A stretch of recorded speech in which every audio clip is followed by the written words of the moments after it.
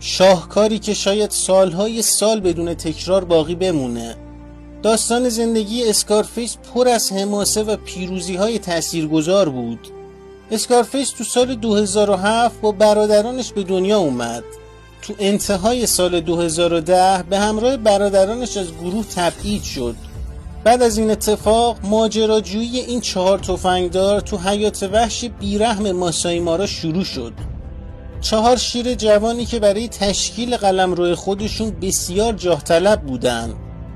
اولین نبرد اونا با یکی از مشهورترین گله های ماسایی مارا اتفاق افتاد، یعنی مارش پراید. اونا مجبور بودن با 2 رهبر گله مواجه بشن به اسمای کلود و رومئو. اسکارفیس و برادرانش تو اولین نبرد موفق به پیروزی شدن و اولین گله خودشون رو تصاحب کردن. کلود و رومئو بعد از شکست از اسکارفیس و برادرانش تا مدت